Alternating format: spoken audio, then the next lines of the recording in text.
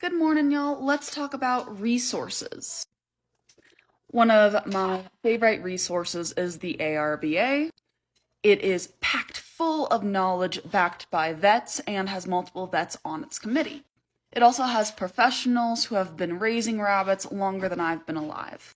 And it is a boon of information. My two favorite books put out by the ARBA are Raising Better Rabbits and Cavies, the official guidebook, and, of course, the ARBA Standard of Perfection. Between those two books, those are my main resources when it comes to caring for my animals. And if y'all want to learn more, I highly suggest getting this. It is an amazing book, easy to read, and comes in small, digestible chunks. So I've kind of brushed on this a little bit, and it's not that you can't raise meat rabbits for their fur, it's just not very efficient. When you have a meat rabbit, you normally butcher them out between 8 and 12 weeks. At that point, the skin on the fur is really thin, and it's easy to put holes in when you're working it. They also aren't designed for their fur quality like a Rex is or another fur type rabbit is. So if you want a dual-purpose animal, such as a Rex, you're going to have to wait a little longer than you would for a Californian to butcher them out to get a good quality pelt. It's why I have multiple breeds of rabbit. I have Rex for their amazing fur and their pelts, and Californians for their meat. With that being said, do I try to tan the Californian hides? Yes, I do, but a lot of times I'll put holes in it and I can't work it into a larger blanket, and it goes to a smaller project like mittens or hats. At the end of the day, it's what you want to deal with in your rabbitry. So do your research, figure out what's going to work for you, and decide what you want to do. Hey y'all, this is just your friendly reminder that if you have show rabbits and you haven't practiced posing them in a while, you should probably go out to your barn and practice so that you're ready for the next show and your bunnies aren't little jerks to the judges. This is Vanessa, and she is one of my junior silver fox does, and we're just doing a little bit of practice for the day. So first off, I'm so sorry you lost your doe. That's a really difficult thing. No matter if you're a breeder or a pet owner, it's really hard to lose one of your rabbits like that. And I'm so sorry it took me so long to get to this topic. I just saw this comment on my most recent video, and I didn't see them on previous videos. With that being said, there are a couple of things you can do. The first thing, and it's a little late for this, is pre-plan just in case you lose a doe, and that means breeding more than one doe at once. So the idea is if you have 2 mamas that have babies or 3 or 4 moms that have babies all at the same time, you can foster those kits around, just in case something does happen to one of the mamas. In my barn, I breed 3 to 4 does at a time, just in case. And I recently just had to foster out an entire litter to one of my moms because I had a doe that wasn't producing milk.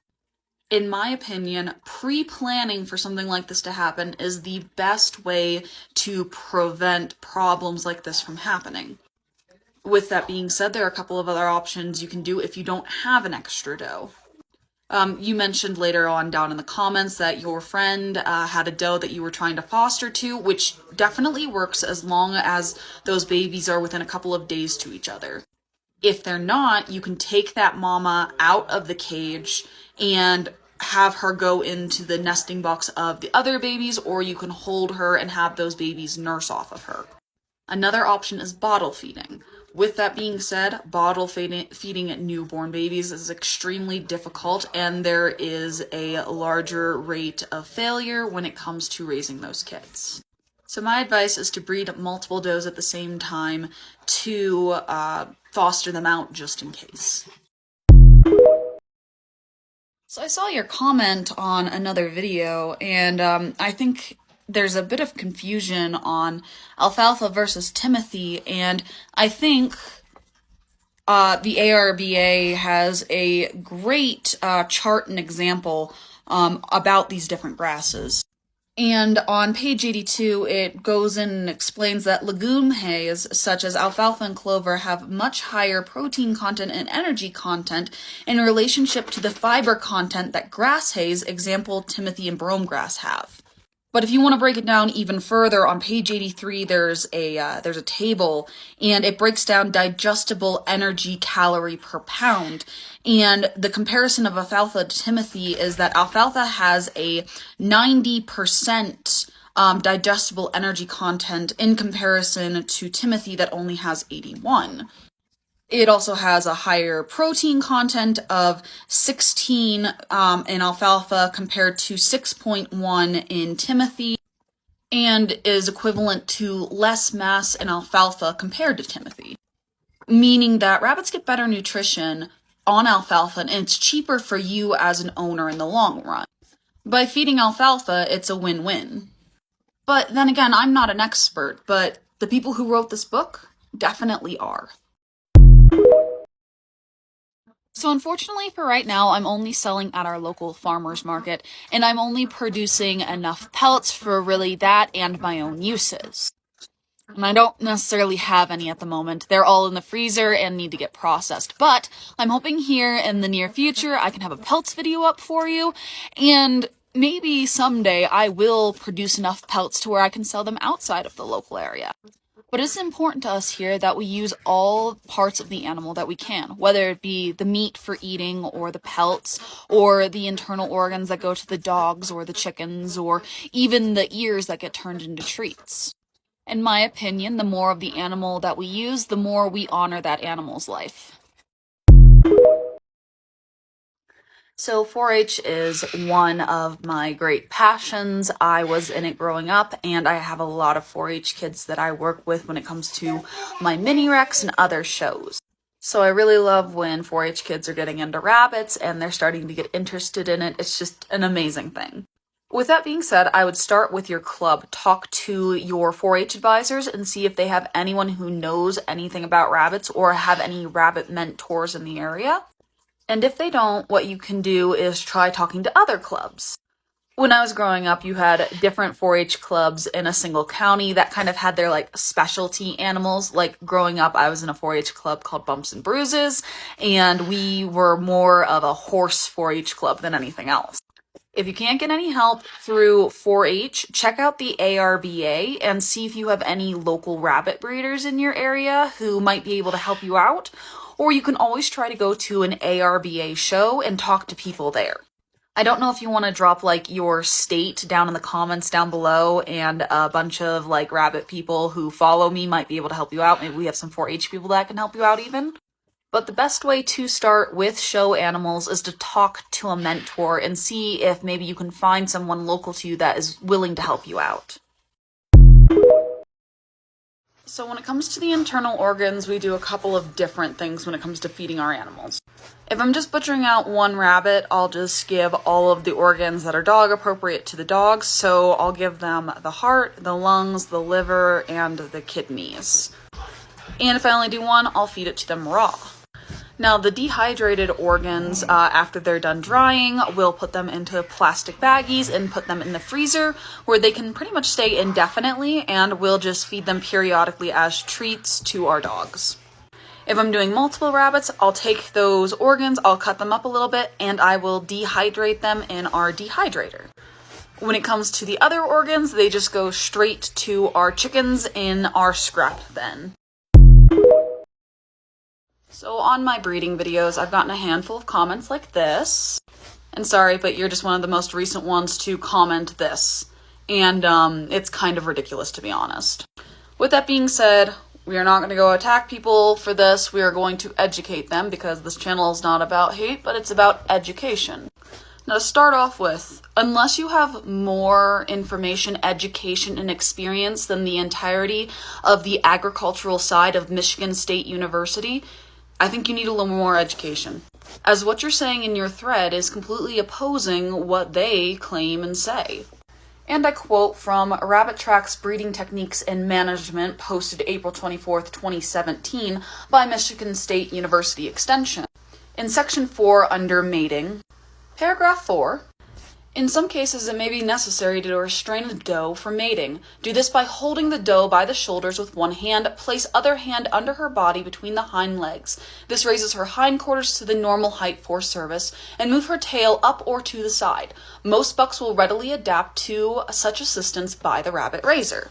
And this is because does and bucks are very aggressive, even when they want to mate. They'll mate and still attack each other, and sometimes there's nothing you can do about it. And for the betterment of those animals, it's best to keep them safe.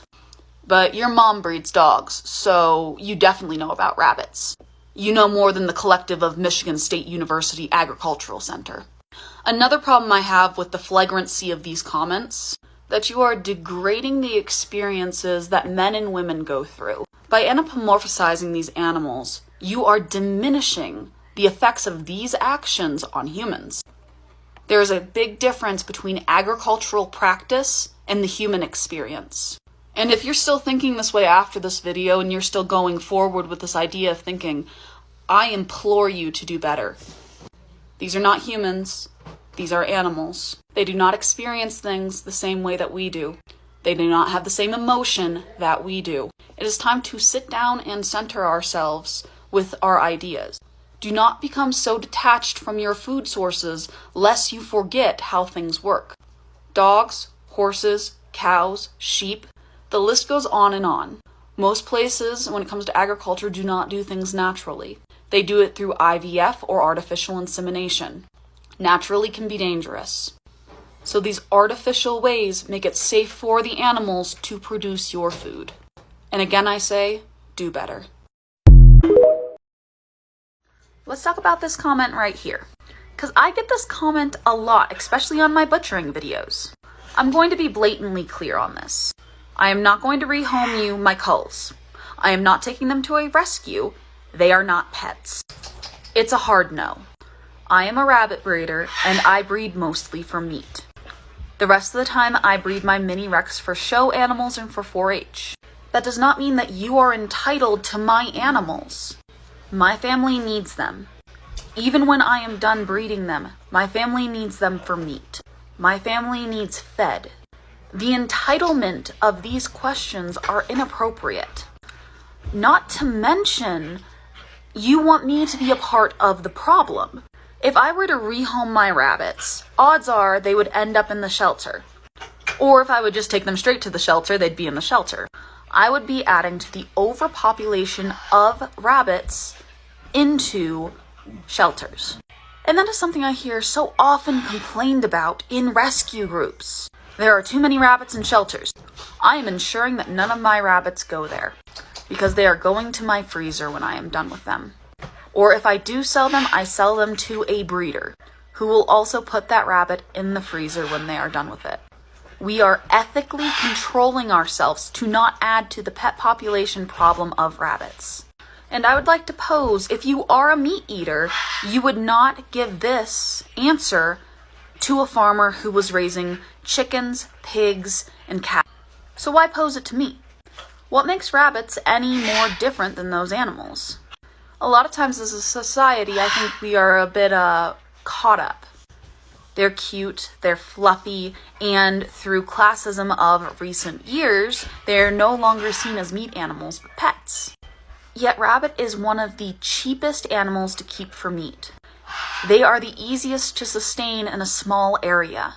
You can raise rabbits in an urban setting and provide for yourself. If more people were to raise rabbits, fewer people would go hungry. And at the end of the day, the fewer people that go hungry, the better. So stop asking people to rehome their livestock because they're eating them. That's what they're there for. So if you are just getting into rabbits, I have a couple of tips and tricks that I always give to my 4-H kids and locals in the area who want to try it but aren't quite sure yet. Start off with a small number, either a pair or a trio, because rabbits breed like rabbits and you'll go from having a few to 20, 30 very quick. Next, figure out what cage system is going to work best for you, whether that be wire bottoms or that be a hutch that you have laying around with a solid bottom. If you already have caging available, don't get too fancy with it, especially if you're just starting out and you don't know if you're going to like rabbits or not. You can always upgrade later when you find out that you like it and you want to get more.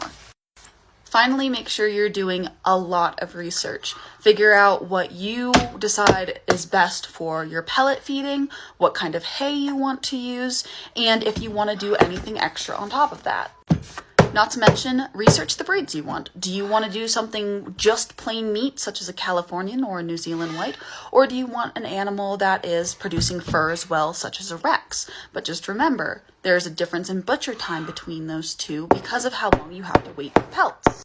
There are a bunch of questions you should be answering yourself, such as how often do you want to eat rabbit and what your goals are for your barn. But if you're asking me what my favorite kind of housing is, I prefer wire cages inside of some kind of structure that keeps my rabbits cool in the summer, warm in the winter, and is lockable. That way at night when the predators are out, I don't have to worry about them getting spooked. I can just shut the door and it's good to go. This is also why I like keeping my hutches so close to the house, is so that we have electric, so in the summer I can plug in my fans so that they have ventilation, and in the winter I can plug in a light system so that they get 12 hours of light and don't stop breeding. Also, if you're in an urban setting and not a country setting like mine, you can use your garage as a protective shelter for your animals until you decide whether or not you want to move them to an outside shed or if you want to keep them in the garage. Let's talk about hay stashing. Hay stashing is where a mama rabbit starts taking a bunch of hay and gathering it into her mouth and stashing it in her nesting box. In my barn, I normally see my does doing this about 2 to 3 days before birth. Once she gathers up enough in her mouth to her satisfaction, she's gonna continue putting it into her box to build her nest. So I honestly had to sit down and think about it because I have 50 million breeds that I actually really enjoy, but beginner-friendly breeds is a little iffy. If you wanted to go for the basic meat breeds, I would suggest Californian and New Zealand Whites. They're pretty good meat breeds, they're easy to find, and they're pretty hardy, they're not too horrible. But they can have attitude problems, and a rabbit that gets, 10 to 12 pounds live weight can be a little hard to handle. And then I thought what other breeds would be easier to handle, but maybe not quite as meat hardy and maybe a little harder to find than meat rabbits. And I thought maybe standard Rex and silver fox. They're not quite as big as your common commercial meat rabbits, but they do get to a pretty large size. But they're not quite as hardy. Rex can be kind of finicky when it comes to feed and such, but they're super easy to handle. They're very friendly. Silver fox are very hardy in cold environments, but sometimes they're very hard to find. Now, if you're looking for show bunnies, that's a completely different subject. Are you looking for something small and easy to find, like Dutch or Mini Rex? One thing I think I can, in my brain, figure out is a beginner probably should not start off with giants. Those guys can be a little tough to handle because of how large they are. They require an amassed amount of pellets to get to the proper size, and I've heard of a lot of newbies who have spent hundreds of dollars on one rabbit, losing them because they don't know what they're doing in the first couple of years. Maybe this video wasn't as straightforward as I thought it would be, but maybe it does give you a place to start. If you're looking for straight meat, Californians and New Zealand Whites. If you're looking for something easier to handle with better fur quality, Rex and Silver Fox. And if you're looking at showing, Mini Rex or maybe Dutch. I can't do Dutch. The straight lines on the saddle drive me nuts, but they are a good little rabbit.